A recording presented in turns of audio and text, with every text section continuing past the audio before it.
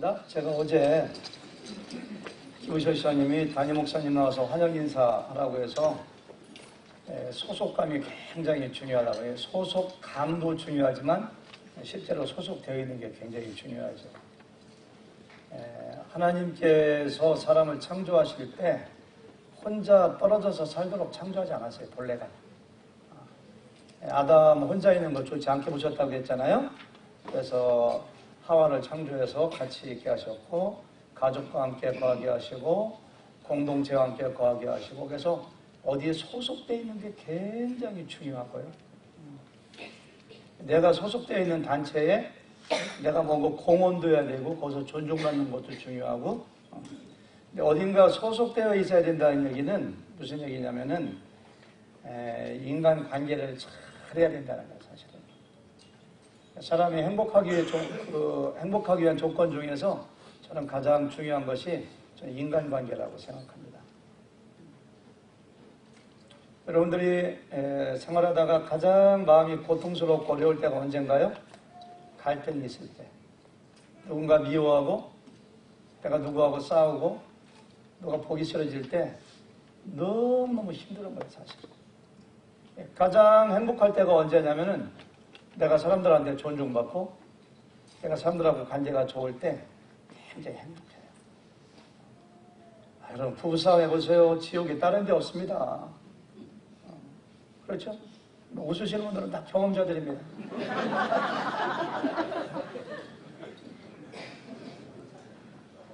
부부싸움하면 남편이 옆에 오는 것도 싫어. 살자는 것도 싫고 거기가 지옥이고 살고 싶지가 않아. 가장 행복할 때가 언제냐면은 남편이 그렇게 존경스럽고 아내가 사랑스러워. 관계가 잘 되면 행복하고요. 관계가 안 되면은 사람이 천만금이 주어져도 행복이 없어요. 그래서 여러분들 자녀 키울 때도 사람들과의 관계를 잘하도록 어렸을 때부터 훈련시키고 하는 거 굉장히 중요합니다. 관계 잘하려면은 이타적인 사람 되어야 되고요. 배려해야 되고요. 또 어떻게 섬겨야 되는가 생각하게 어릴 때부터 가르쳐야 돼요, 그거. 근데 인간관계가 안 되는 게 제가 어제 뭐라고 했죠? 뭐 때문에? 쓴뿌리. 마음의 상처. 어떻게, 누구 부인이신가 잘 알으시네요? 그래서 마음에 쓴뿌리가 있고 마음에 상처가 있으면 인간관계가 안 돼요, 그게. 그렇게 섭섭한 게 많아. 작은 거에도 상처를 받아요. 그리고 내가 입에서 나가는 것마다 독이 나가요. 상처를 줘요, 사람들에게. 주변에 사람이 없어. 어느 순간 보면 나 혼자야, 나 혼자. 이렇게 친구가 없지. 이렇게 돼요. 근데요, 이 하나님과의 관계가 굉장히, 오늘 설교 제목이 하나님과의 관계를 회복하라는데, 하나님과의 관계도 역시 마찬가지입니다. 하나님, 내가 예수님 믿고 구원받으면 하나님을 아버지라 부르고 나는 자녀가 되는데 하나님과의 친밀한 따끈따끈한 관계가 잘 안 되는 경우가 굉장히 많습니다. 그 이유가 뭐냐면은 마음의 상처 때문에 이게 다 적용돼요. 하나님과의 관계가 따끈따끈하고 친밀한 관계가 안 돼 있으니까 상처가 치유도 안 되고 상처가 있으니까 관계도 이게 악순환입니다. 악순환. 4년 전에 성탄 이브 축하 예배를 밤에 드린 다음에 그 이튿날 우리 교회 25일날 예배가 없으니까 우리 교회 교역자들, 경상교 목사님들 교회를 다 모이라고 해서 삼겹살 파티를 했어요. 온 가족 다 오라고 해가지고 삼겹살 파티한 다음에 거기 모여 앉아가지고 한 명씩 앞에 나가서 간증하라고 했더니만은 어떤 목사님의 사모님이 그런 간증하더라고요. 뭐 이름도 얘기하지 뭐. 김대현 목사님의 사모님이 그런 얘기하더라고요. 참 하늘의 교회에서 감사하다고. 그때 그분이 우리 교회 이제 4년? 아니 6개월인가 1년 됐는데 하늘의 교회에서 참 감사한 게 많다고. 제 남편이 여기 오기 전에는 얼굴이 그렇게 어둡고 그렇게 참 담임 목사하고 부목사의 관계가 좀 미묘합니다. 긴장 관계에 있습니다. 사실은. 왜냐면은 담임 목사님이 보기에 부목사들이 얼마나 어설프고 뭔가 나이 좀 어리고 젊은 거 생각해야 되는데 그거 생각 안 하면은 성이 안 차는 게 많거든요, 여러 가지로. 그러니까 얼마나 그 전에 있던 교회에서 야단 맞고 얼마나 막 했는지 그냥 얼굴이 그 사모님 얘기가 그래요. 그래서는 얼굴이 어둡고 이렇게 막 우울증 환자처럼 이렇게 됐는데 우리 교회 이렇게 와가지고 제 남편이 성도님들의 사랑과 관심으로 얼굴이 확 펴진 게 너무너무 감사해요. 그렇게 간증한 게 잊어먹지가 않아요. 이름은 얘기하지 않겠습니다. 어떤 목사님은 딴 교회에서 우리 교회 오셨는데 저한테 들리는 얘기가 2개월, 3개월 지나면서 그런 얘기가 들려요. 저분도 어느 교회에 있었는데 거기서 하도 여러 가지로 어려움을 겪어가지고서 마음이 힘들고 막 디프레스가 심하고 했는데 하늘교회 성도님들이 너무너무 친절하게 잘해주니까 마음이 이렇게 펴지고 너무 좋아한다고. 근데 제가 작년에 한국 갔더니만은 어느 교회 설교했더니 제가 그 설교한다는 얘기 듣고 막 그냥 5년, 6년 전에 우리 교회 있던 청년부들 막 오고 그 목사님들 이렇게 오셨더라고요. 이렇게 다방, 지금 다방이 아니고 무슨 커피숍? 그런 데 가서 이렇게 얘기하는데 그 목사님이 그래요. 청년들은 저쪽에 한번 목사님 지금 해서 얘기인데요. 제가 하늘교회 가기 전에 어느 교회에 있었는데 2년 동안 사역자였는데요. 이렇게 불이익 받고 이런 거 받고 이렇게 받고 2년 동안 사역했는데 그 어려운 신학생 하는데 장학금 100불도 받은 적이 없대요. 그리고 이렇게 했는데 하늘교회는 가자마자 제가 그때 얼마나 치유받고 위로받았는지 몰라요. 막 그러더라고요. 어떤 집사님이 우리 교회 오셔가지고 새가족반 환영할 때 그런 간증을 해요. 어떻게 해서 하늘교회 오셨습니까? 그때 그런 거 얘기하는 시간이 있었거든요. 지금 그런 거 잘 안 하는데 그 집사님이 그 목록을 보고서 제가 하늘교회 동기를 이야기하게 했습니다. 제가 한국 살다가 미국 갔더니만은 같은 교회 부목사님이었던 어떤 목사님을 만났습니다. 달라서 그분은 사실 이제 꽤 오래됩니다. 근데 한국에서 봤던 목사님이 아니더래요. 얼마나 그냥 완전히 그냥 서리 맞은 배추처럼 그냥 푹 해서 힘이 없고 그래서 목사님 왜 이렇게 됐습니까? 그렇게 물어보니까 그분이 교회를 개척했는데 우리 집에서 늘 예배 드리는데 성도가 한두 명입니다. 그걸 안 해놓고 그렇게 자녀놓고 이렇게 설교하다 보니까 내가 이렇게 되네요. 그러고서 6개월인가 뭐 9개월인가 얼마 있다가 그분을 또 만났는데 완전히 달라졌더래요. 옛날 모습을 회복했더래요. 활기 있고 웃기도 하고 그냥 막 그래서 목사님 몇 개월에서 이렇게 바뀌었어요 하니까 대답이 나 하늘교회 나가볼랑이요.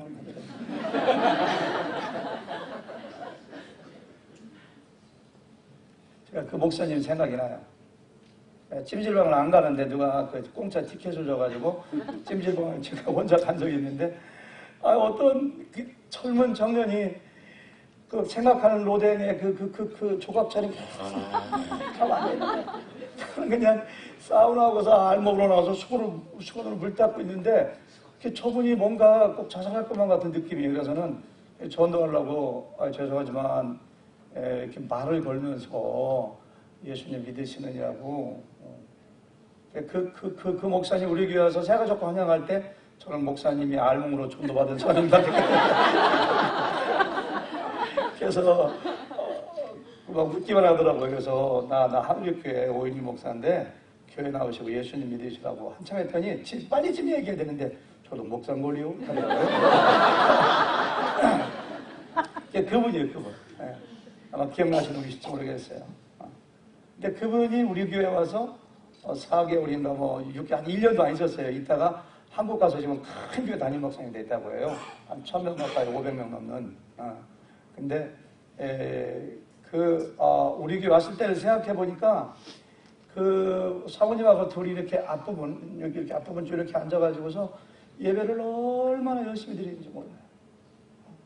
저 설교를 별로 은혜스럽게 하는 것 같지 않은데 사모님은 눈물을 줄줄줄줄 흘리고 예배 드릴 모습이 아주 아름다워. 제가 우리 교회 설교 함부로 안 시키거든요. 온다고 금방 시키지 않습니다. 그분한테 제가 설교를 2번 시켰는데 막 설교 부탁하고 예배 통해서 은혜 받고 그래서 회복이 된 것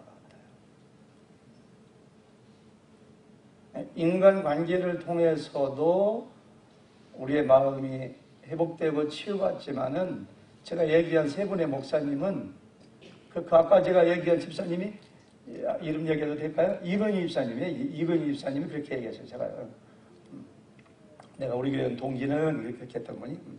그래서 우리 마음의 어떤 센뿌리라든가 상처가 치유되는 것은 사람들과의 좋은 관계 가운데도 치유될진데 하물며 나를 창조하시고 나의 생명의 근원되시는 하나님과의 이 릴레이션십, 이 관계가 정상적으로 되면은 치유가 되는 거예요. 저는 그 세 분의 목사님 예를 들었는데 그분이 하늘교회 성도님들이 잘해줘가지고 치유된 것이 아니라 그것도 맞지만 하늘교회 성도님들이 잘해주니까 마음이 열리고 예배가 은혜가 되고 하나님 말씀이 이렇게 들어오면서 결국은 예배를 통해서 하나님과의 관계가 회복되고 치유된 거예요. 저 지난주에 교육자 수련회 갔는데 김대현 목사님도 이렇게 오셨거든요. 근데 우리 그 허진 목사님, 우리 교회 목사님 오래전에 계획된 걸 한국 가셨는데 우리 여기 지금 H캠프가 있는지 모르셨대요. 근데 그분이 그런 얘기를 해요. 와, 어떻게 하늘교회 교육자들은 이렇게 분위기가 좋으냐고. 저 김대현 목사하고 오인규 목사님하고 꼭 아버지하고 아들 오래전에 만나서 얘기하는 것 같다고 그렇게 하더라고요. 예, 안재영 목사님, 지난 금요일날 설교하신 목사님이 2번인가 3번을 얘기하더라고요. 와, 이런 모임이 이렇게 참 좋다고. 우리가 그 설교 축제, 셀먼이 아니라 썰먼 페스티벌 이런 제목으로 우리가 모였는데요. 한 목사님이 설교하면 그 설교에 대해서 이제 받은 거 나누고 또 이렇게 조언도 해주고 목회를 어떻게 할 것인가 이렇게 하니까 안재영 목사님 감동을, 안 목사님 그때 감동하셨죠? 예, 3번이나 몇 번 얘기하더라고요. 와, 이렇게 어떻게 이런 모임이 다 있느냐고. 예, 하나님과의 관계가 잘 되면, 그냥 하나님과의 관계를 막는 것도 결국은 우리 마음의 상처들이고 쓴뿌리예요, 쓴뿌리. 그래서 이 책은 제가 어제 얘기했었는데 닐 앤더슨의 하나님과의 관계가 우선이다 이런 책인데 여기 보니까 이런 내용이 있어요. 어떤 자기 아는 목사님이 우리 교회 성도 좀 상담 좀 해주세요. 그래서 성가대 지휘자하고 부인을 보냈더래요. 김광희 목사님 절대 아닙니다. 근데 이쪽으로 올라가지고 상담 시작하는 거예요. 나는 서로에 대한 증오로 그렇게까지 으르렁대는 부부를 만나본 적이 없다. 그들은 내 방에 들어서면서 서로 소리질러댔다. 그들의 관계는 불신과 욕설로 가득 차 있었다. 그들은 이미 각자의 길을 가기로 결정한 사람들이었다. 사탄이 이 사람들을 잡아먹을 수 있는 조루의 기회다. 서로 미워하고 갈등하고 싸우고 마음에 상처가 있으면 사탄이 틈탄다고 하잖아요. 그런 사람들을 유혹하는 거죠. 나는 서로 탄식하면서 하나님께 이렇게 기도했다. 하나님, 이 부부가 헤어지지 않을 수 있는 길이 있을까요? 하나님만이 그 방법 알고 계십니다. 좀 알려주세요. 그냥 상담하러 와가지고 두 부부가 싸우는데 그냥 뭐 어쩔 수가 없어요. 그래가지고 수답을 시킨 다음에 상담해봤자 소용이 없겠더래요. 그래서 그 부인한테 그렇게 얘기했대요. 자매님 혹시 한 일주일이나 2주일 정도 어디 가서 혼자 있을 수 있느냐고, 가정을 떠나서. 있을 수 있어요. 뭐 친구가 별장 가지고 있는데 거기가 저 쉬었다 오면 되죠. 그래서 자기의 하나님과의 관계를 회복하는 그 테이프를 이렇게 한두 개 주면서 이걸 여러 번 듣고 하나님과의 관계를 회복해 보십시오. 남편에게도 똑같은 테이프를 주면서 하나님과의 관계를 먼저 한번 회복해 보라. 그러고서 그들이 다시 합해질 것 같지가 않더래요. 분명히 이혼할 것이라고 생각하고서 잊어먹고서 몇 개월을 지났는데 음식점에 있는데 그 성가대의 지휘자가 자기 자녀 3명을 데리고 여기 들어오더래요. 헤어졌구나. 부인은 안 오고 애들만 온 거 보니까. 좀 있다가 놀랍게도 부인이 따라 들어오더래요. 이렇게. 그래가지고 아마 이혼했는데 일주일에 한 번씩 만나는 그런 시간이 같구나. 함부로 얘기했다가 안 되겠다 해서 가만히 있는데 자기는 알아보고 와서 인사를 하더래요. 그 다음에 읽어볼게요. 그래서 뭐라고 물어볼 수도 없는데 저희는 잘 지내고 있습니다, 목사님. 라고서 그 부인이 계속 말을 이어갔다. 저는 그때 목사님이 하라는 대로 했습니다. 한적한 산속에 있는 집에 가서 2주간 테이블 두르면서 하나님과의 관계를 회복하게 되었습니다. 남편이 저도 그랬습니다. 그래서 우리의 문제점을 해결할 수 있었습니다.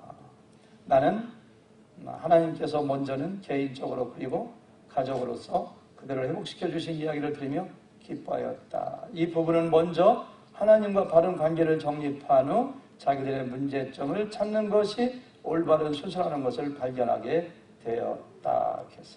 우리는 사랑을 받기 위해 하나님을 따르는 것이 아니라 하나님께서 우리를 사랑하시기 때문에 그를 따르는 거다. 그런 얘기였어요. 그래서 결국은 이 부부 문제도 마찬가지입니다. 부부가 그냥 막 도저히 인간적인 눈으로 볼 때 해결될 것 같지 않아요. 개인과 개인도 마찬가지입니다. 근데 뭐가 잘못된 건지 아세요? 하나님과의 관계가 잘못된 거예요. 하나님과의 관계를 바르게 가지면 하나님이 나를 만지세요. 하나님의 사랑이 느껴져요. 그럼 내가 치유가 돼요. 나의 지성도 회복이 돼요. 바른 분별력과 판단력이 생겨요. 그래가지고 그렇게 미웠던, 그렇게 왼수 같았던 남편도 불쌍하게 바라보게 되고 하나님의 안목으로 바라보게 되고 그래서 관계가 회복되는 거예요.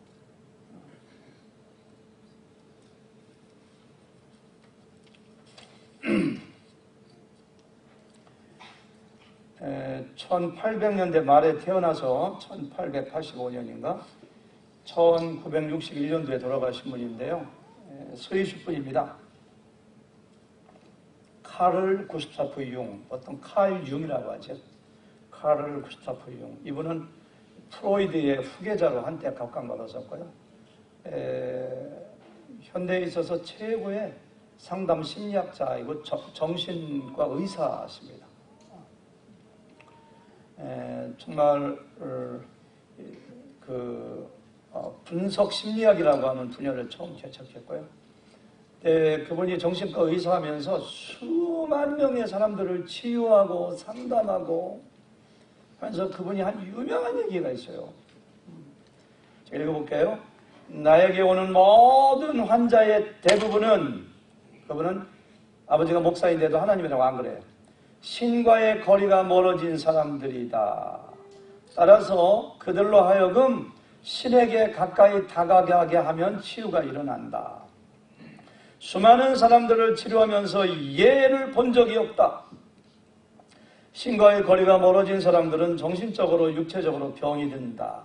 신과의 거리가 가까워지면 가까워질수록 그 사람의 정신은 건강하다. 하나님하고 거리가 멀어지고 하나님이 나를 떠난 것처럼 느껴지고 그러면 그 사람은 반드시 마음이 병들게 돼 있다는 거예요.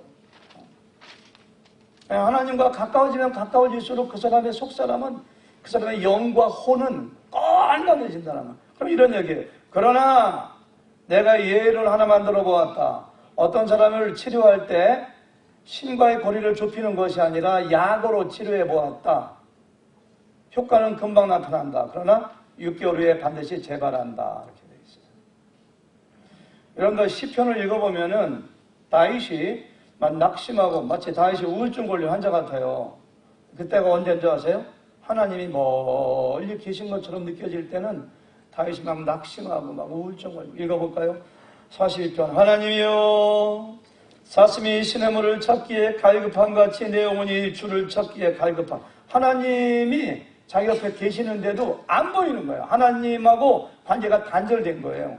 내 영혼이 하나님 곧 살아계신 하나님을 갈망하나니 내가 어느 때에 나가서 하나님의 얼굴을 배울까. 사람들이 종일 내게 하는 말이 내 하나님이 어디 있느냐 하오니 내 눈물이 주야로 내 음식이 되었도다. 날마다 우는 거예요. 남자가. 왜 그런지 아세요? 우울증이지, 우울증. 5절 4절 빼놓고 5절. 내 영혼아 내가 어찌하여 낙심하며 어찌하여 내 속에서 불안해하는가. 불안. 너는 하나님께 소망을 두라. 그가 나타나. 자기 영혼한테 말하는 거예요. 그분이 너를 손잡아 줄 거야. 나타날 거야. 도심으로 도심으로 말미암아 내가 여전히 찬송하리라. 하리로다. 이렇게 얘기하는 거예요. 우리가 생명의 근원이 하나님이거든요. 하나님이 흙으로 사람을 만드시고 그 코에 생기를 불어넣으시니 우리가 살아있는 사람이 되었거든요. 그러니까 나의 생명의 근원이 하나님인데 그 하나님하고 단절되면은 내가 행복할래 행복할 수가 없어요. 마음에 안정을 찾을래야 찾을 수가 없어요. 도저히. 에베소서에 보니까요, 우리의 허물과 죄로 죽었다고 했고요. 골로새서에 보니까 하나님과 우리는 원수 사이라고 했거든요. 예수 믿지 않는 세상 사람들은 하나님과 원수입니다. 원수. 자기들은 모르고 살지만 이 천지의 주인이 하나님이시고요. 우주에 가득하신 분이 하나님이시고요. 그런데 내가 하나님하고 원수인데 내 마음이 어떻게 평안이 있겠어. 이제 여행하다가 어느 집에 들어가서 잠을 자는데 그 집 주인이 내 왼수예요. 원수. 언제 나를 해칠지 몰라. 그 집에서 참 편하게 자겠어요? 그러니까 하나님하고 멀어진 사람들은 왜 불안한지 몰라요. 왜 두려운지 몰라요. 왜 이렇게 염려와 근심이 내 속에 가득한지 몰라요. 여러분들 우울증 환자들이 얼마나 많은지 몰라요. 얼마나 많은지 책을 보면은 우리는 잘 모르지만 저 누군지 모르지만 어떤 의사가 그러더라고요. 저한테 하늘교회도 제 병원에 오시는 분이 있습니다. 이제 누군가 물어봤어요. 우울증 환자들이 얼마나 많은지 몰라요. 왜? 나를 창조하신 나의 생명의 근원 하나님이 내 안에 안 계신데 하나님하고 단절되었는데 여러분이 예수 믿는 것이 무엇인가요? 오늘 새벽에 우리 방장모님 설교 복음에 대한 설교 너무너무 은혜스럽게 저기 우리 교회 성도님들에게 설교를 잘하시는가 내가 막 이게 라이브 음식 느껴지고 큰일 났더라고 보니까 은혜 너무 많이 났습니다. 감사합니다. 근데 오늘 아침에 복음에 대한 설교를 간증과 함께 너무너무 잘해주셨는데 예수님 믿고 구원받는 게 뭐냐 영원한 생명 얻는 거라고 말씀하셨고요. 뭐냐면은 하나님과의 원수관계가 해소되고 하나님과 화목하는 거거든요. 화목하는 거예요. 우리가 너무 멀리 나가 버렸어요. 너무 큰 죄인입니다. 그러니까 장로님 설교한 것처럼 우리가 하나님과 원수가 되었어요. 도저히 내 힘으로는 죄인이기 때문에 하나님과 화목할 수가 없으니까 예수님께서 내 죄를 대신해서 십자가에서 죽으시고 나의 죄를 대신해서 화목 제물이 되셔가지고 우리를 이렇게 화해시킨 거잖아요. 그러니까 우리는 필연적으로 정말로 구원받았다면은 하나님과 화목하게 되었으니까 우리 마음이 치유되고 우리가 행복해야 되고 감사해야 되고 불안이 없어져야 되고 정말 우리 속사람이 건강해져야 되는. 얼마 전에 저희 교회 한 2년 가까이 나오시던 분인데요. 참 신실하고 좋으신 분입니다. 저를 찾아오셨어요. 주중에 하늘교회를 그만 나오겠습니다. 우리 교회 나오시는 분들은 대부분 90% 이상 잘 정착하시는데 그분은 정착을 잘 못하신 것 같아요. 그래서 제가 집사님 참 감사합니다. 이렇게 와서 인사해 주시니까 너무 귀한 분이시네요. 제가 그분을 격려드린 다음에 짧게 그렇게 얘기했어요. 집사님, 신앙생활의 스타일을 나누면 3가지 종류의 사람이 있습니다. 첫 번째는 지식을 신앙으로 생각하는 사람입니다. 자기가 성경을 많이 안다, 신학의 지식을 많이 안다. 그래서 그 성경에 대한 신학적인 지식을 많이 아는 것이 자기의 신앙으로 생각하고 지식 위주의 신앙생활을 해요. 호기심도 많아요. 끊임없이 신학서도 읽어요. 성경도 읽어요. 하나님에 관하여 많이 알기도 해요. 이런 사람이 있고요. 두 번째는요. 사역과 봉사를 신앙의 본질로 생각하는 사람이 있습니다. 어떤 사람은 그냥 교회에서 자기가 뭔가를 열심히 해야 되고 인정받아야 되고 박수받아야 되고 뭔가를 열심히 해야지만 자기 믿음이 좋다고 생각하고 근데 그분이 저는 두 번째 유형이라고 생각했어요. 그냥 우리 교회 딱 오시자마자 제가 우리 교회에서 뭐 할까요? 할 일부터 막 찾으시고 막 뭔가를 하라고 하시더라고요.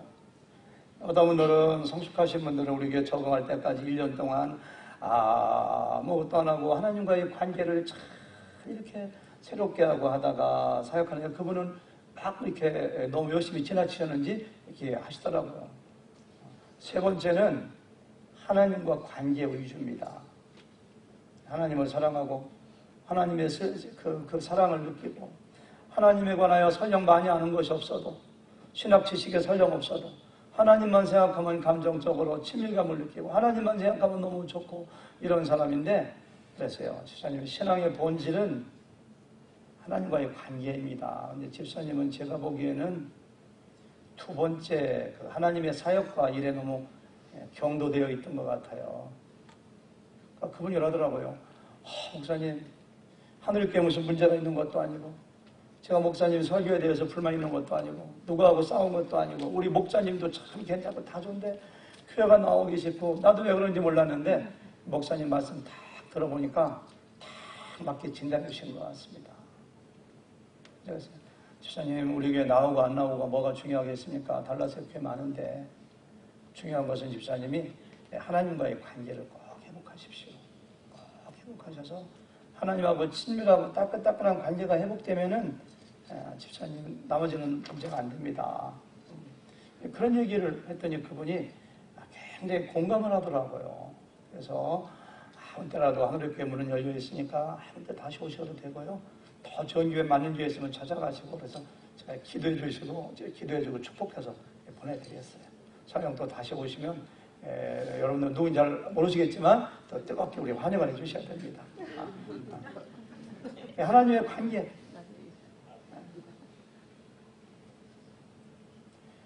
저희 가정 얘기해서 너무 죄송한데요.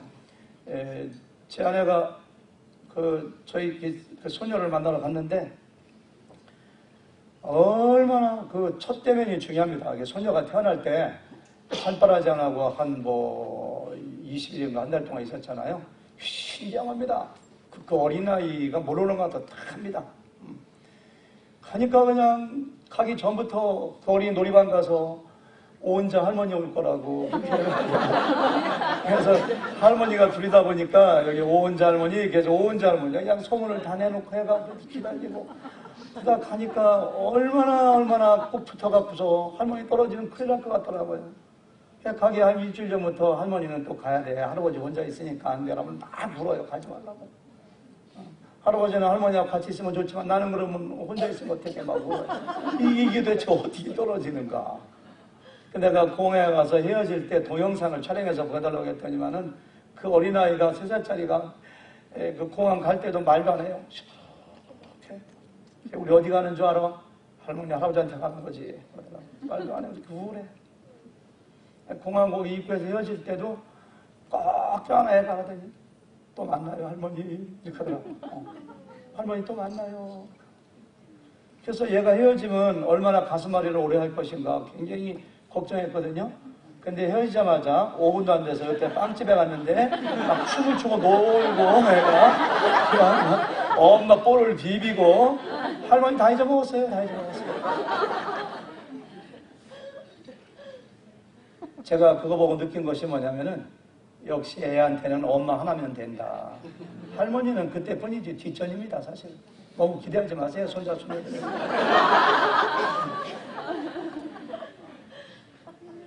여러분 어린아이가 뱃속에서 태어나잖아요. 제가 요즘은 옛날하고 달라요. 하루에 카톡이 수십 개씩 와가지고 동영상 어젯밤에도 한 4, 50개 왔더라고요. 뭐 하는 거 동영상 보면은 그 손자 손녀들의 성장하는 모습을 다 봅니다. 다 봐요. 그냥 엄마가 얼마나 좋은지 엄마 품에 뽀뽀도 했다 비비기도 했다가 놀이방 가도 막 놀다가 5분에 마셔서 또 앉았다 또 가고 그냥 엄마하고의 그 친밀한 관계가 말로 다 할 수가 없어요. 그 아이가 태어나기 전부터 우리 엄마는 몇 살이야? 우리 엄마는 고향이 어디야? 우리 엄마는 성격이 어떻고 우리 아빠하고 결혼할 때 누가 먼저 프로포즈했고 우리 엄마는 대학교를 어디 나왔고 학점이 어디 나왔고 뭐 얼마 그런 거 아는 거 하나도 없어요. 엄마에 대해서. 그냥 관계야 관계. 어머니가 어떠한 분인지 고향이 어딘지 성격이 어딘지 이름이 뭔지 아무것도 모르는데 그렇게 어머니하고의 관계 친밀한 감정적으로 그런 관계가 자녀와 어머니와의 그 관계를 어머니가 안 보이면 큰일 나요. 그때는. 그런 것처럼 물론 성경 아는 거 중요합니다. 성경 읽지 말라는 얘기가 아니에요. 사역하지 말라는 거 아닙니다. 사역해야 됩니다. 봉사해야 됩니다. 목자가 되어야 됩니다. 내 얘기는 하나님에 관하여 하나님을 아는 것이 아니라 하나님에 관하여 알기만 하고 관계로 이어지지 않는 신앙이 얼마나 위험하고 얼마나 삭막한 신앙인가를 얘기하는 겁니다. 봉사하는 것도 마찬가지예요. 봉사에서 끝나고 하나님과의 관계가 이어지지 않는다면 그게 무슨 의미가 있어요? 제가 우리 교회 나오는 분 아닙니다. 근데 어디를 갔더니 그분하고 이렇게 얘기를 하는데 의사입니다. 근데 와, 성경에 대해서 굉장히 많이 알더라고요. 친구 중에 목사도 많대요. 한국과 달라스에 있는 교계 소식을 저보다 더 많이 알아요. 목사는 더 많이 알아요. 근데 믿음은 없더라고요. 까칠하시더라고요. 까칠해요. 죽어있는 신앙 같더라고요. 교회도 들쑥 나갔다 안 나갔다. 아니 그냥 목사님들 친구 많고 성경도 모르는 게 없어요. 어렸을 때부터 그냥 아버지가 장로고 해갖고서 그냥 교회 생활해가지고. 근데 하나님과의 관계는 완전히 끊어져 버렸어요. 여러분, 지식, 성경에 대한 지식, 하나님에 대한 정보가 나의 삶을 변화시키는 거 아닙니다. 나를 절대로 성장하게 하지 않습니다. 사역 위주도 마찬가지인데요. 하나님께서 우리 사랑하시는 것이 우리가 어떤 일을 잘해가지고 어머니가 자기 자녀를 사랑할 때 4살, 5살짜리가 좋은 일을 한다고 사랑하겠어요? 내 아들이고 딸이기 때문에 사랑하는 거지. 지식도 마찬가지예요. 우리가 예수님을 인격적으로 만났다고 하잖아요. 인격적으로. 친구와 친구가 만나는 것처럼, 아버지와 아들이 만나는 것처럼 대화하고 감정을 나누고 생각을 나누고. 예수님을 인격적으로 만났다는 것은 우상을 섬기는 것 같지 않지 않고 하나님이 내 옆에 계신 분처럼 그렇게 관계를 하면서 관계 가운데 하나님을 만났다는 그런 얘기예요. 하나님과의 관계로 이어지지 아니하고 지식에서 끝나는 신앙생활은 굉장히 교만해져 버릴 가능성이 높습니다. 누가 얘기하잖아요? 안 들어요? 귀를 딱 닫아버려요. 또 비판해요. 자기가 최고라고 생각해요. 자기 믿음이 좋다고 생각해요. 이상한 사람으로 바뀌어버려요. 이상한 사람으로. 관계가 중요하죠. 지식 위주의 신앙생활을 하는 사람들은 자기가 많이 안다고 해서 말을 많이 해요. 가르치려고 해요. 예수님의 향기가 없어요. 능력이 없어요. 설령 가르쳐도 사람들 귀에 들어가지도 않아요.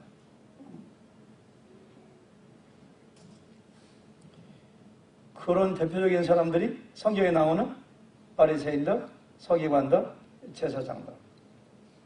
예수님은 함부로 책망하시는 분이 아닙니다. 독사의 자식들아. 책망하셨어요. 성경 박사들입니다. 율법학자들입니다. 율법학자들. 성경 필사하고 성경 가르치고 종교 생활을 하는데 하나님과의 따끈따끈한 신앙생활을 하지 않는 사람들이에요. 완전히 굳어져 버린 사람들. 그러니까 하나님께서, 예수님께서 너무너무 속상한 거. 오늘 말씀이 그런 거거든요. 이 구약성경이 여기까지가 신약성경인데 이 구약성경 바리새인이 와가지고 예수님 여기서 가장 중요한 말씀 한 가지만 좀 얘기해 주세요. 구약성경 이 두꺼운 걸 요약하고 뭔가요? 라고 물어보니까 마음을 다하여 성품을 다하여 뜻을 다하여 목숨을 다하여 내 하나님을 사랑해. 두 번째는 내 이웃을 그렇게 사랑해.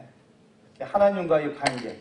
예수님이 이 말씀하실 때는 구약에 있는, 그리고 그 당시에 바리새인들 서기관들의 화석화된 굳어져 있는 신앙을 바라보면서 그렇게 신앙생활 하지 말고 하나님을 옆에 내 아내가 있는 것처럼, 옆에 내 친구가 있는 것처럼 그렇게 신앙생활 하라고. 저는 그것을 우리에게 저는 말씀하고 있다고 생각해요. 어떤 부부가 만약에 결혼해가지고서 부부지간에 규칙을 정하잖아요. 누가 이불 개고, 누가 밥하고, 누가 설거지하고 해서 부부가 우리가 앞으로 결혼 생활을 잘하기 위해서는 지금부터 규칙을 정합시다. 한 200가지를 정했습니다. 무슨 요일날은 누가 밥하고 당신 밥하고 설거지는 내가 하고 쓰레기는 누가 빼고 이불은 누가 하고 청소는 백큐는 누가 하고 그리고 우리가 봉급을 서로가 맞벌이 부부니까 당신이 남자 밥을 더 많이 먹으니까 당신 70% 부담하고 내가 어떻게 부담하고 그리고 성생활은 일주일에 무슨 요일날 무슨 일 어떻게 뭐 몇 번 하고 그리고 어떻게 그냥 규칙을 그냥 깨끗하게 한 200가지 정해가지고서 그거 그대로 따랐어요. 그 부부가 행복할까요? 행복하지 않을까요? 에? 피곤하지. 예, 성수인 자매님 그렇게 해보신 모양이시죠. 피곤하지. 안 피곤하려면 어떻게 해야 돼요? 한번 얘기해 주세요. 답을 얘기해 주세요. 제가 해요. 에? 제가 해? 아이고 우리 신랑 시키느니 내가 하지. 내가 해? 혼자 다 하는구나. 제가 하는 것도 중요하지만 더 중요한 것은 뭐예요? 사랑하면 끝나버리는 거야. 사랑하면은 부부 시간도 사랑이 가장 중요하지. 규칙이 뭐가 중요합니까? 근데 바리새인들은요 율법을 쪼개서 613가지 아마 여러분들 인터넷 구글 들어가서 유대인의 율법 613가지 찾아보세요. 그러면은 뭐뭐 하라 이거 248가지. 인간의 몸의 마디가 248가지래요. 그리고 뭐뭐 하지 말라 365가지. 1년이 365가지잖아요. 그래서 그렇게 짱을 쳐가지고 613가지를 가지고 지키고 하나님한테 그 관계나 사랑은 빼버리고 그렇게 하다 보니까 하나님은 없고 율법만 남은 거예요. 이걸 뭐라고 해요? 율법적인 신앙이라고 해요. 신앙. 여러분들 신앙을 좀 되돌아봤으면 좋겠어요. 예수 믿고 구원은 받았는데 하나님과의 관계가 정립이 안 돼 있어요. 어떻게 하느냐면 이렇게 해야 돼요. 보세요. 제가 찬송 하나 부를게요. 구주를 생각만 해도 그럼 뭐죠? 내 마음이 좋거든 주 얼굴 배울 때야 얼마나 좋을까. 누가 쓰시는지는 모르지만은 막 예수님만 생각하면 너무너무 기분이 좋아. 감정적으로 친밀하게 느껴. 인생이 피곤하고 힘들어도 예수님만 생각하면 막 위로가 되어서 하나님 아버지만 해도 그냥 막 눈물이 나고 막 너무너무 좋아. 나를 사랑해 주시고 은혜 주시고 용서해 주시고 모든 걸 공급해 주시고 하나님이 너무너무 좋아. 막 하나님이 이런 사람들은 하나님과의 관계가 잘 돼 있는 거예요. 근데 성경에서 하라고 하니까 아이고 오늘도 교회는 가야지. 가서 눈도장을 찍어야지. 어디가 된편하게 억지를 막 올라오고 먼지 털어오고 간다 하잖아요. 막 올라오고 왜 이렇게 신앙생활하는 것이 피곤하고 힘들어. 하나님이라는 이름 들어도 감동이 없어요. 예수님 좋은지도 모르겠어. 이런 사람들은 대단히 죄송하지만 지식 위주의 신앙생활이거나 사역 위주의 신앙생활이나 바리새인화 돼가는 그런 길목에 있다는 거예요. 길목에. 여러분 세상에서 가장 가까운 관계가 부모 자식 간의 관계입니다. 아버지 어머니가 잘나고 이불 펴고 누웠는데 옷 벗고 누웠는데 엄마 껴들어갈 수 있는 애가 그 아들이고 딸이에요. 근데 얼마나 하나님과 우리가 가까우면은 너는 내 자녀야. 너 나한테 아버지라고 불러. 예수님은 하나님한테 아버지가 아니라 원래 아버지라. 아빠 이렇게 하나님과의 관계가. 근데 부모 자식보다 더 가까운 관계가 부부관계입니다. 그러니까 사도 바울은 고린도전서 11장 2절에 보니까 내가 열심으로 하나님의 열심을 가지고 너희들을 권하노니 내가 너희를 한 신랑 너희를 정결한 처녀로 한 신랑과 중매한다. 그러니까 우리가 예수님과 얼마나 가까운 관계면 우리는 신부요 우리 예수님은 신랑이라고 하겠어요. 성경에 나오는 위대한 신앙의 인물들은 전부 다가 하나님과의 관계가 놀랍게 가까운 사람들이 오죽하면 하나님께서 아브라함은 나의 벗이라. 벗을 우리말로 하면 뭐예요? 아브라함은 내 친구야 이렇게 얘기해요. 예수님도 야 이제부터는 너희들을 내 종이라 하지 않고 요한복음 15장 내 친구야 친구. 모세가 하나님께 기도할 때 사람이 친구를 대면함처럼 기도했다고 해서 기도할 때 너무 거창하게 하려고 하지 마세요. 친구한테 얘기하는 것처럼. 그러면은 제가 마음에 상처가 있을 때 하나님과의 관계가 회복하기 어렵고 또 하나님과의 관계가 잘 안 좋으면 또 그 상처가 있다 그런 얘기 했는데 어떻게 하면은 하나님과의 관계를 정말 내 옆에 있는 실제 존재하는 인물처럼 하나님을 생각만 하면은 너무너무 좋고 막 예수님이 너 너무 사랑스러워지고 막 날마다 길을 가면서 하나님 이러네요. 하나님 제가 마음이 아프네요. 막 이렇게 할 수 있는 관계가 될 것인가. 저도 그렇게 설교했고 일반 목사님들이 설교하려면 열심히 기도하세요. 성경을 많이 읽으세요. 한다고. 아니 바리새인들은 기도 안 했어요? 하루에 3번씩 기도했지. 바리새인들은 성경을 몰라요. 성경 박사들인데. 그 말도 맞는 거죠, 맞기는. 근데 저는 조금 오늘 그 건강한 속사람을 해요. 내적 치유적인 측면에서니까 많은 경우에 하나님을 오해하고 있어요. 오해하고 있어요. 하나님을 왜 오해하느냐? 내 마음 가운데 상처가 있기 때문에. 내 마음 가운데 잘못된 선입견이 있기 때문에. 그래서 제가 그 오해 4가지에 대해서 간단히 말씀드리고서 시간 얼마 안 됐네요.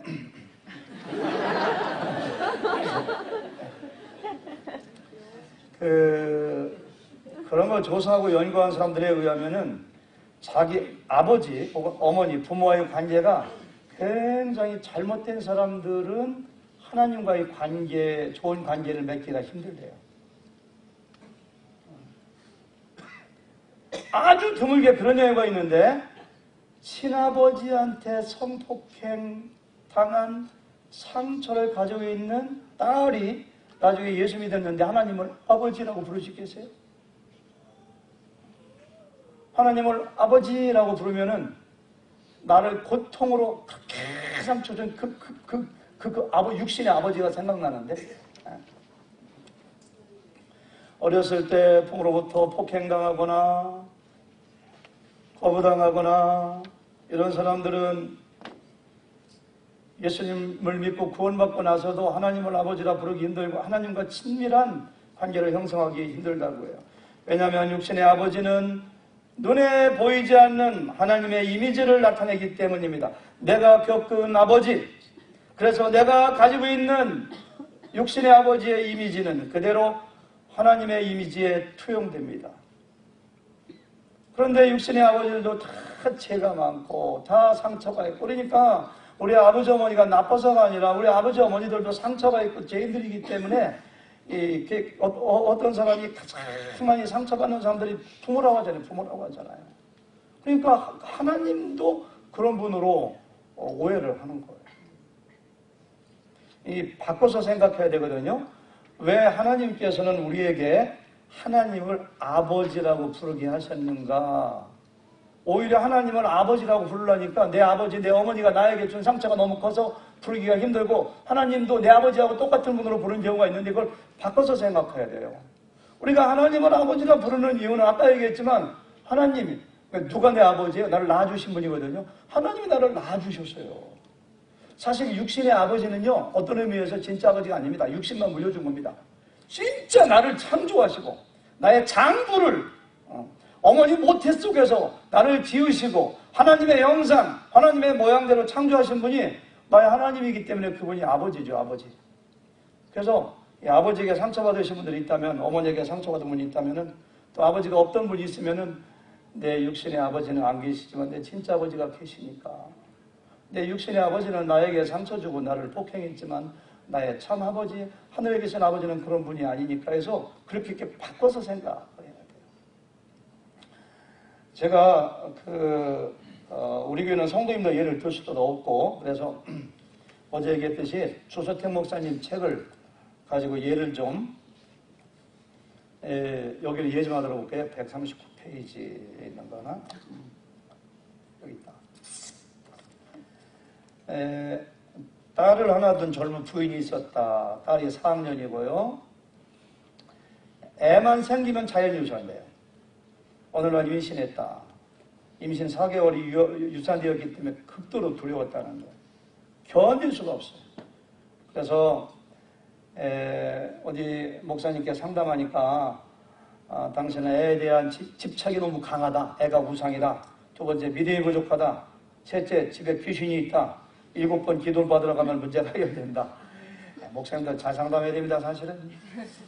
그래가지고 가서 7번 기도받아서 마음이 평안할 줄 알았더니만 여전히 두려워서 견딜 수가 없어요. 집에 있으면 막 애가 금방 막 쏟아질 것 같아요. 너무너무 힘들어가지고 이 조소택 목사님 그 치유 세미나에 이제 온 거예요.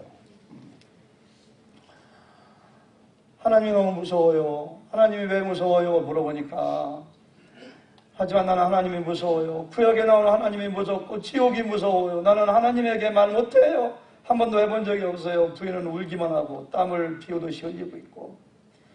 그 치유 강의한 다음에 상담을 하는데 할 말이 없더래요. 어떻게. 그래서는 하나님 이분 어떻게 치유해야 되겠습니까? 하니까 하나님께서 지혜를 주셔가지고 물어봤대요. 혹시 당신 아버지가 돌아가실 때 어떻게 돌아가셨는가요? 하니까 그걸 얘기하는 거예요.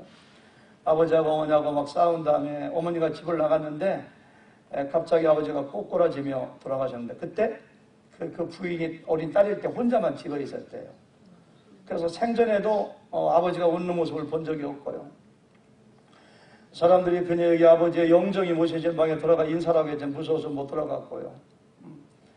그렇게 돌아가신 다음에 엄마는 돈을 벌기 위해 직장 다녔고 할머니 집에 맡겨졌고 너무 두려웠고 결국 두려움 때문에 습관성 유산이 생겼고 육체도 허약해졌고 스트레스가 많아졌고 네, 이렇게 됐어요. 그녀는 자신의 아버지에 대한 이미지로 하나님을 대하고 있었던 것이다. 그가 가진 하나님 아버지에 대한 인상은 자신의 아버지의 바로 그 인상이었다. 항상 웃지 않고 말하지 않고 대화가 끊긴 채로 살다가 갑자기 꼬꾸라져 돌아가신 그 아버지 그 인상 그대로 하나님을 받아들이고 생각하기 때문에 그의 믿음이 성장할 수 없었고 두려움이 그대로 남아있었고 습관성 유산이 있었다. 그래서 하나님이 얼마나 좋으신 분인가를 말씀을 통해서 하나님이 얼마나 사랑이 많으신 분인가 하나님이 얼마나 우리에게 공급하시고 우리에게 은혜를 베푸시는가를 성경 공부를 계속해서 하나님에 대한 이미지 이렇게 바꾸면서 두려움도 없어지고 아기를 잘 낳아서 잘 살고 있다고 그런 걸 여기 다 썼네요.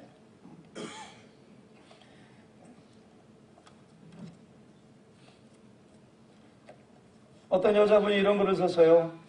자기는 믿음도 좋대요. 근데 혈기가 있대, 혈기가. 다른 때는 별로 혈기가 안 나오는데 남편이 술만 먹고 오면은 자기는 그냥 남편이 술 주정합니까? 하니까 술 주정 안 한대. 얼굴만 뻘개가지고 비틀고 그러면 자기는 그냥 혈기 때문에 견딜 수가 없대요. 견딜 수가 없대요. 그래서 이제 어제 예언대로 그 상처의 씨앗이 무엇인가 알기 위해서 상담을 하고 하나님 제가 어디부터 이렇게 혈기가 생겼는가요? 믿음도 좋고 가정생활도 괜찮고 다른 때는 화가 안 나는데 남편이 술만 먹으면 왜 이렇게 혈기가 나는가요?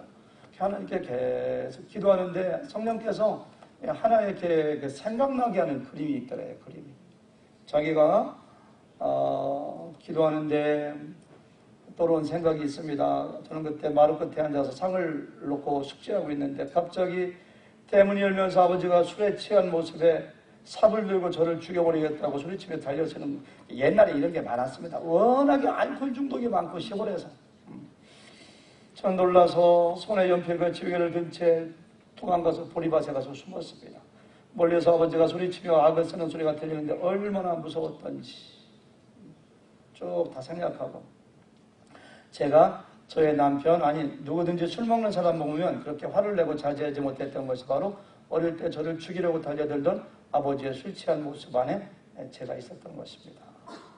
그래서 하나님께 열심히 기도하고 하나님 제가 제 아버지를 어떻게 용서할 수 있을까요? 세상에 안 계시지만 제 아버지를 용서하기 원합니다. 이렇게 오랫동안 기도했더니 마음속에 그런 음성이 들려왔대요.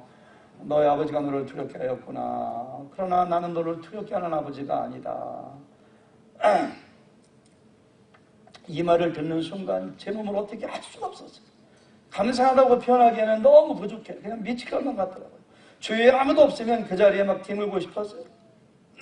제 입에서 악이 써지는데 제가 뭐라고 했던지요.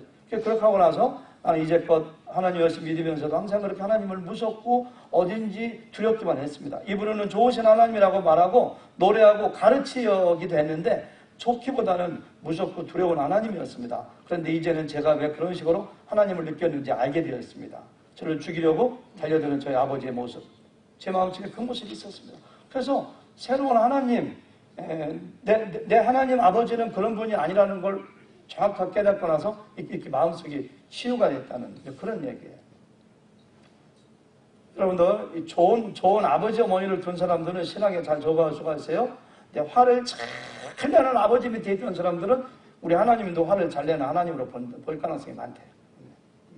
거리감이 있는 아버지, 무뚝뚝하고 대화하기 힘들고 뚱하고 있는 아버지는 우리가 겪는 인생의 90%가 작은 일입니다. 하나님께 다 아리아리거든요. 작은 일도요. 하나님 너무 그래요. 하나님 이런데 왜 이런 거 이렇게 해야 되는데, 이게 무뚝뚝한 아버지 밑에 있던 사람들은 사소한 거 하나님 무뚝뚝하신 분이니까 기도하고 내가 합니다. 그런 사람들은. 연약한 아버지가 무능하고 연약한 사람들은요, 딸들은요, 나중에 남편이 무능하면은 불과 같이 화를 내고 자기 아버지 생각이 나가지고. 하나님도 연약하고 무능한 분으로 생각한대요. 안 계시는 하나님, 그 아버지. 아버지에 대한 경험이 없기 때문에 하나님께서 자기의 삶에 개입하지 않는다고 생각해요. 알코올 중독에 빠진 아버지, 나의 감정을 무시하고 독불된 것처럼 행동하고, 그래서 하나님도 그런 분으로 봐요. 나를 버린 아버지 굉장히 많거든요. 이런 사람들이요. 근데 10편, 27편 그런 간증 많이 나오더라고요. 버림받은 사람들의 이야기. 어제도 제가 예를 들었습니다만은 그런 사람들이 10편, 27편 10절 말씀 가지고 치료를 많이 받더라고요. 내 부모는 나를 버렸으나 나는 여호와는 나를 영접하시리이다. 이렇게 다 설명할 수 없으니까. 야곱 같은 사람도 버림받은 사람입니다. 형한테. 요셉도 마찬가지입니다. 형들한테. 하나님이 그때도 함께하고 계셨어요. 하나님이 그들을 찾고 계셨어요. 나를 부끄러워하고 나를 용납하지 못하는 아버지. 하나님이 나를 부끄러워한다고 생각해요. 나에게 고통과 해를 끼친 아버지. 시간이 없으니까 얘는 금방 늘릴게요. 그래서 그 아버지나 어머니하고의 관계가 잘못된 사람들은 혹시라도 그런 거 없는가 좀 보세요. 내가 하늘교회를 오래 다녀도, 내가 집 사도, 내가 목자고, 내가 신앙생활을 오래 했는데도 하나님이 친밀하게 안 느껴져요. 성경 아는 것도 많아요. 도대체 왜 그런가? 그 이유 중에 한 가지가 어쩌면은 나의 아버지의 모습을 하나님께 그대로 투사하는 그런 모습이 내가 아닌가. 하나님은 그런 분이 아니라는 거야. 하나님. 두 번째, 나의 지내간 인생 가운데 정말 어려울 때, 너무너무 상처가 많아서 힘들 때 하나님 왜 그러셨나요? 하나님 그때 어디 계셨는가 나를 안 도와주시고, 이렇게 하나님께 대하여 상처받은 사람들이 굉장히 많습니다. 하나님, 내가 성폭행당할 때 하나님 어디 계셨는가? 하나님, 우리 어머니가 날 때 혼전하셨다는데 어떻게 난 이렇게 환영도 받지 못하고 난 사람인가? 이렇게. 하나님, 그때 내가 폭행당하고 막 할 때 하나님 어디 계셨는가요? 뭐 이렇게. 요셉도 아마 그렇게 할 수 있는 가능성이 많아요. 하나님, 우리 형들이 나를 죽이려고 하고 구덩이에 던지고 노예로 팔려갈 때 하나님 어디 계셨습니까? 왜 막아주지 않았습니까? 얼마든지 요셉도 하나님 원망하고 하나님과의 관계가 단절될 수가 있었던 사람입니다. 근데 그렇게 했어요, 안 했어요? 안 했죠. 혹시 여러분 가운데 저 누군지는 몰라요. 있어도 우리 교회 성도님 예는 제가 들지 않습니다. 그러니까 여기 나온 이런 예를 가지고 나오죠. 혹시 여러분 가운데 어렸을 때 아니면 과거에 너무너무 큰 고통을 받을 때 하나님이 도와주시지 않고 하나님이 나를 외면해버리고 하나님이 나에게 상처였다고 생각하는 분들이 있으면 하나님께 기도해야 돼요. 하나님, 어떻게 된 건가요? 그 옛날 4년 전에 우리 화장실 가면 우리 부목사님이 그걸 붙여놓으셨더라고요. 이기종 목사님이 붙여놓으신 것 같은데, 하나님, 이게 저는 그게 누가 그 문학 작품이 아니라고 해요. 정말 겪은 거예요, 사실 그게. 어떤 책에 나오는 건데요. 자기가 이렇게 환상을 보여주시는데 하나님이 나하고 늘 동행하셔 발자국이 쭉 있어. 모래 위에. 근데 내가 가장 힘들 때는 하나님이 안 계신 거예요. 하나님께 물어봤다잖아요. 하나님, 내가 가장 힘들 때 하나님 어디 가셨습니까? 그래, 내가 너를 업고 갔다. 그런 걸 이렇게 글 보신 적이 있잖아요. 사실 그거예요. 내가 가장 어려울 때, 가장 힘들 때 하나님 어디 계셨는가요? 이렇게 물어보면 저는 분명히 하나님께서 내가 너와 함께 하셨다고 말씀해. 나는 나 혼자 있었던 것 같지만 내가 예수님을 믿을 때만 하나님이 나를 아시고 도와주신 것 같지만은 하나님은 처음부터 창조될 때부터 영원까지 나와 함께 하시는 분이 하나님이시게 그때도 하나님이 잡고 계셨어요.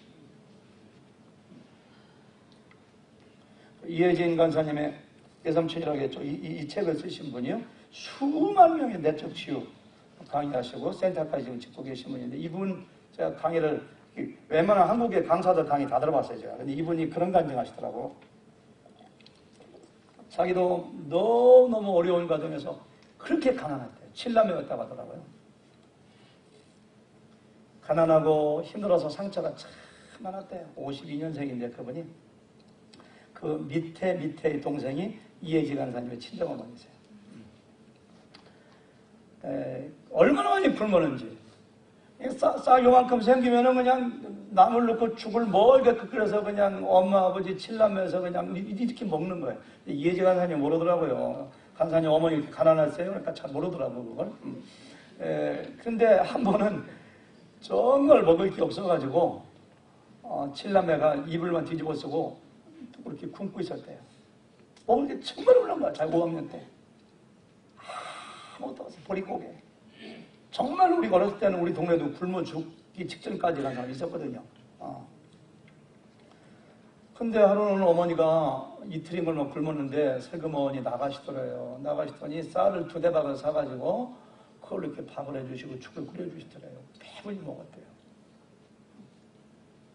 근데 며칠 지나고서 자기가 이렇게 우물가에 앉아있는 어머님을 보니까 머리를 깎는데 늘 수건을 쓰고 있는데 그 어머님의 머리가 칠렁칠렁 여기까지 길었대요. 이혜지 간사님의 애할머니죠. 이러는데 이렇게 수건을 늘 쓰고 다니는데 수건 통해서 머리 감기가 머리가 짧아졌더래요. 그래서 아이 어린 나이에 막 때려서 엄마 머리카락 어디 갔어? 하니까 가만히 있더래요. 계속 물어보니까 머리카락 잘라서 팔아서 쌀 샀다 하더래요. 자기가 가난이 하도 힘들어가지고 어떻게 하면 내가 이 가난에서 벗어날 것인가. 근데 그분 간증이 그거예요. 근데 자기 그 밑에 집에 있는 사람이 교통사고 당해서 죽었는데 보상이 나와가지고 잘 살더래요. 딴 사더래요. 아, 내가 교통사고로 죽으면 돈이 생기는 거구나. 그래가지고 신장로에 먼지를 팍 오는 그 신장로에 내가 저 트럭에 뛰어들어서 죽으면 보상금 받아서 우리 엄마, 아버지 애들은 굶지 않겠지 하고서 죽기를 결심하고서 신장로에 가서 서 있을 때 5학년짜리가 뛰어들라고. 차가 오는데 뛰어들라고 막 했는데 못 뛰어들었대요. 그때. 자기는 용기가 없어서 못 뛰어든 줄 알았대요. 그래서 자기가 어느 날 하나님께 하나님 그때 어디 계셨습니까?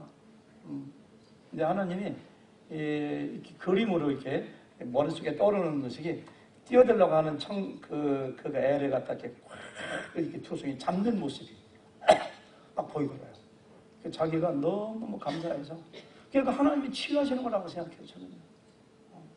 내가 예수님을 40부터 믿었지만은 그 전에 나하고 하나님이 함께 하시지 않은 것이 아닙니다. 지금도 나와 함께 하시는 거예요.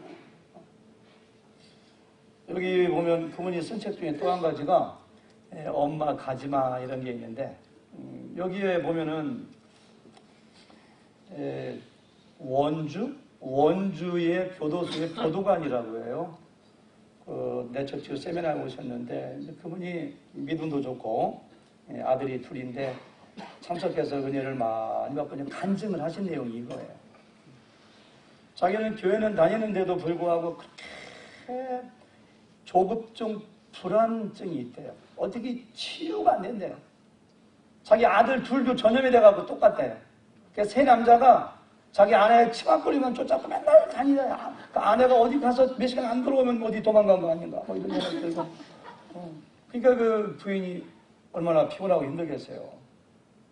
자기는 그것이 왜 그런지 몰랐대요. 내가 저 강의를 쭉 듣고, 제가 어제 강의했던 대로, 하나님, 저의 쓴뿌리가 어디 있는가요? 저의 상처가 어디 있는가요?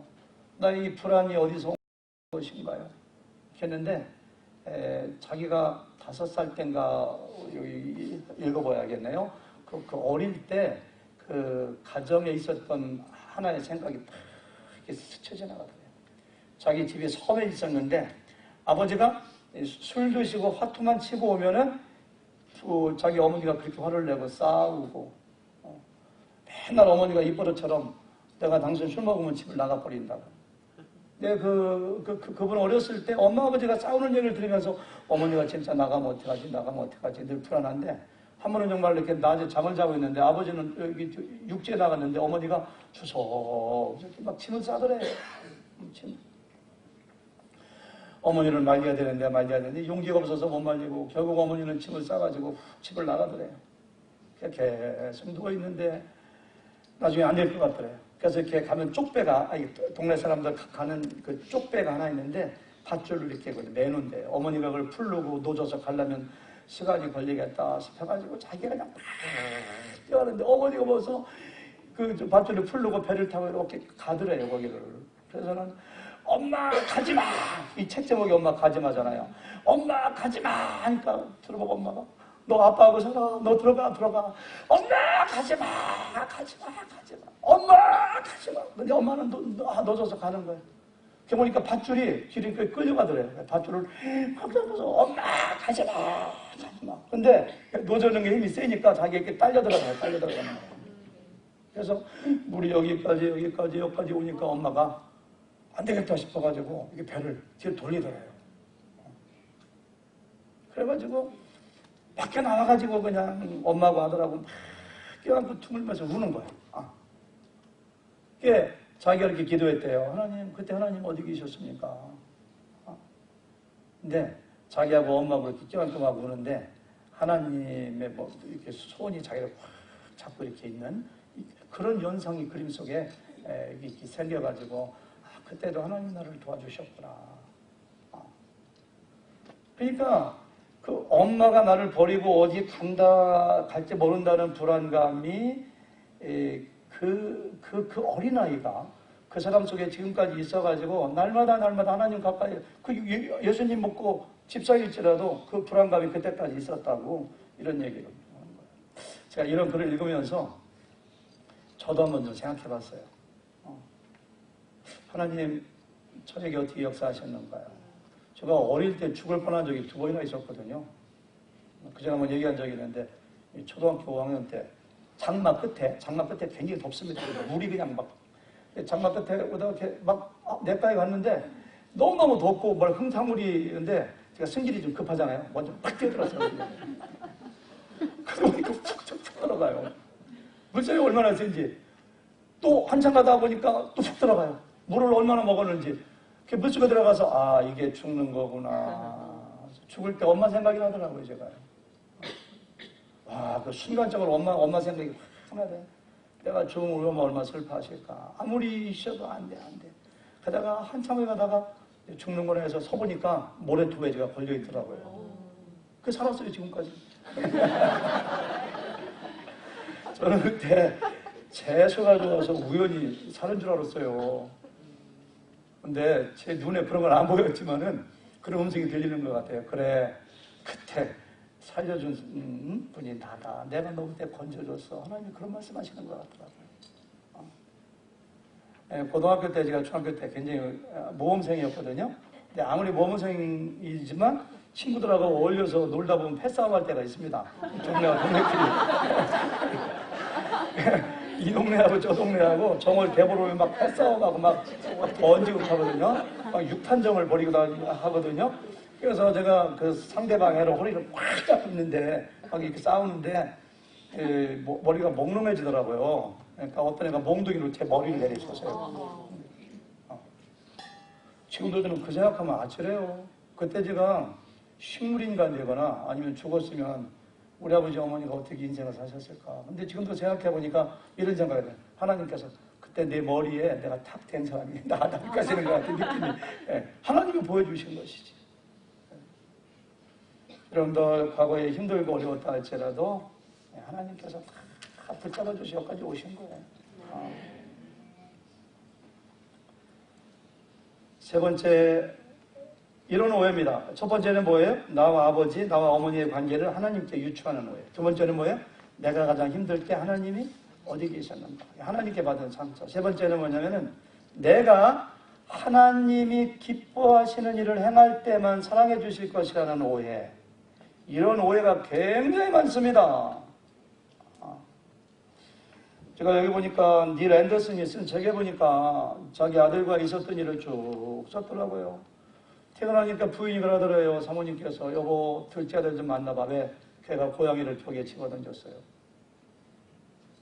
본 사람도 많아요. 그래서 불러다가 야 너 고양이 던졌냐? 안 던졌어요 아빠. 던졌냐? 안 던졌어요 아빠. 믿었대요. 근데 딴 사람들도 봤다고 해서는 그 막대기로 치면서 빨리 말해. 던졌어 안 던졌어? 이렇게 막 하니까 끝까지 안 던졌다고 해서 어쩔 수 없이 포기했대. 그랬던 날 고양이가 죽었어요. 그래서 이렇게 잘 천에 쌓아가지고 십자가를 꽂아주고 장례를 아이들 감성에 맞게 치러주고서 애야 네가 기도해라. 아니요 아빠가 기도하세요. 네 고양이니까 네가 기도해야지. 알았어요. 그랬더니 가만히 있다가 하나님 앞으로는 고양이를 벽에 던지지 않겠습니다.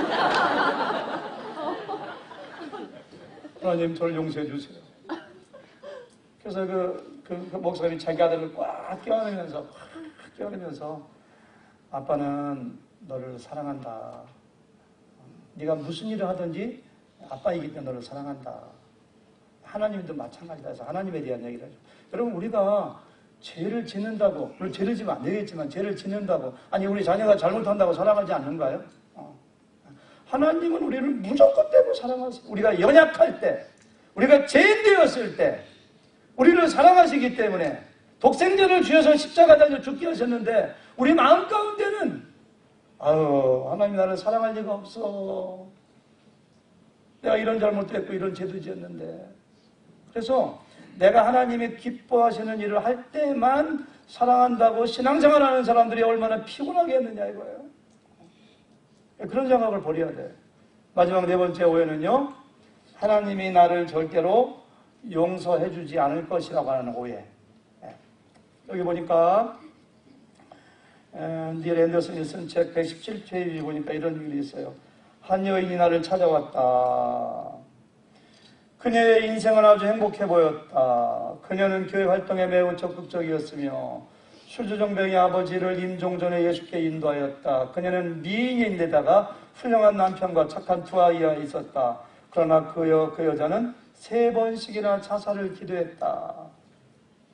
어떻게 하나님이 나를 사랑할 수 있을까요? 나는 실패자이고 쓰레기 같은 인생인데요. 이렇게 말하면서 그녀는 흐느껴 울었다. 하나님이 당신을 사랑하십니다. 당신이 사랑받을 만하기 때문이 아니라 하나님의 성품이 사랑이기 때문에, 하나님은 사랑하지 않고서는 하나님의 성품이 사랑이에요. 이 때문에 당신을 사랑하십니다. 그만 눈물을 거두세요. 하나님은 사랑이시기 때문에 당신을 사랑하십니다. 그러나 제가 잘못할 때 하나님 나를 사랑한다는 느낌이 안 들어요. 그런 느낌 믿지 마세요. 그건 느낌일 따름입니다. 하나님은 그의 자녀들이 훌륭할 때나 잘못할 때나 언제나 사랑하십니다. 99마리 양을 우리에 두고 한 마리 양을 찾아 나가시는 분이 하나님이십니다. 탕자가 재산을 탕진했을 때 사랑하신 분이 하나님이십니다. 그런 얘기가 쭉 써져 있어요. 그러니까 우리가 하나님에 대한 오해가 많아요. 대제가 얼마나 큰데. 하나님이 나 용서할 수 없을까요? 내 삶이 이렇게 엉망인데 어떻게 하나님 나를 사랑하셔? 나 하나님이 지금 벌 받고 있는가? 전부 다 하나님에 대한 오해예요. 오해. 이런 것들이 하나님과의 관계를 가까이 가지 못하게 하는 것들. 하나님과의 오해를 풀고 하나님을 정말 사랑하신 분이 사도 바울입니다. 하나님을 오해했기 때문에 예수 믿는 사람들 죽이러 다니고 가두러 다니고, 예수님을 통해서 하나님을 바르게 이해했나 한번 또 보세요. 누가 우리를 그리스도의 사랑에서 끊으리요? 이렇게 했잖아요. 어떠한 것도 두 남녀 사이를 끊을 수 없는 것처럼 세상의 어떠한 것도 나와 하나님 사이의 관계를 끊을 수 없어. 죽음도 어떤 시련도 어떤 것도 끊을 수가 없어. 이것이 그의 고백 아닌가요? 다윗도 마찬가지입니다. 여호와는 나의 목자시니 내게 부족함이 없으리로다. 그냥 쓴 시가 아닙니다. 이게 정말로 실존적으로 느끼는 거예요. 그가 나를 푸른 풀밭에 누이시며 실만한 물가로 인도하시는도다. 여러분, 하나님이 그런 하나님이에요. 베드로가 저는 그리스도시여 살아계신 하나님의 아들입니다. 위대한 신앙 고백이죠. 부활하신 예수님께서 베드로에게 찾아와서 내가 나 사랑하니? 3번씩이나. 예수님은 하나님의 아들이고 우리의 구원자요, 나의 주인이라는 신앙 고백도 중요합니다. 반드시 해야 됩니다. 그 이후에 해야 될 것이 내가 하나님을 사랑합니다. 하나님, 제가 하나님 너무 사랑해요. 하나님 너무 좋아요. 하나님 저하고 함께 계시네요. 하나님 제 손잡고 계시네요. 하나님을 사랑하는 거, 그 신앙 고백도 해야 된다는 걸 베드로를 통해서 우리에게 알려주시는 거예요. 나는 포도나무요, 너희는 가지니, 너희가 내 안에, 내 말이 너희 안에 거하면 너희가 열매를 많이 맺으리라. 여러분, 요한복음 15장을 자세히 읽어보세요. 하나님과의 생명의 관계입니다. 예수님과의 생명의 관계. 관계를 얘기하는 거예요, 관계. 포도나무 가지가 포도나무에 붙어 있어야지 열매를 먹고 너희가 나를 많이 사랑하면, 그 다음 보니까요, 사랑에 대한 이야기가 나오거든요. 내 계명을 지키고 그 다음에 너희를 내 친구라고 얘기하고. 요한복음 15장은 철저하게 관계를 얘기하는 관계. 따라서 여러분, 하나님과의 관계가 친밀한 관계로 회복되지 않는다면 신앙이 성장하지가 않아요. 우리 마음 가운데 쓴뿌리가 더 치워지지 않아요. 우리의 모든 성도님들은 율법적인 신앙이 아니라 정말 따끈따끈한 두 남녀가 사랑하는 것처럼, 연애 다 해보셨잖아요. 여기는 결혼하신 분들은. 그냥 내가 사랑에 빠지면은 자나깨나 생각이 나고 내 마음속이 상대방으로 가득 차 있는 것처럼, 마치 연애하는 것처럼, 하나님을 연애하는 것처럼 예수님이 좋을 수가 없어요. 그런 관계를 하나님께서 우리에게 원하시는 거예요. 여러분, 하나님과의 관계가 회복되면 예배의 맛이 달라집니다. 하나님과의 관계가 회복되면 찬양하는 마음의 자세도 달라집니다. 하나님의 관계가 회복되면 내가 건강해집니다. 하나님이 내 아버지인데. 하나님과의 관계가 회복되면 웬만한 어려움, 상처, 밥을 보세요. 모든 거 다 이겨냈어요. 아무것도 아니, 아무것도. 하나님이 내 옆에 계신데. 여러분, 하나님과의 관계가 회복되면 사람들 다 용서할 수가 있습니다. 하나님과의 관계가 회복되지 않고 봉사하고 교회 나와 살라니까 힘들고 그렇게 끌려다니는 것처럼 하고, 먼저 하나님과의 관계를 회복하세요. 그러면은 하나님의 놀라운, 하나님 좋으신 분이기 때문에, 하나님 우리에게 공급하시는 분이기 때문에 우리 교회가 그렇게 하나님과의 관계가 회복돼요. 그게 답입니다. 그렇게 해야 돼요. 여러분과 제가 되기를 주님의 이름으로 축원합니다.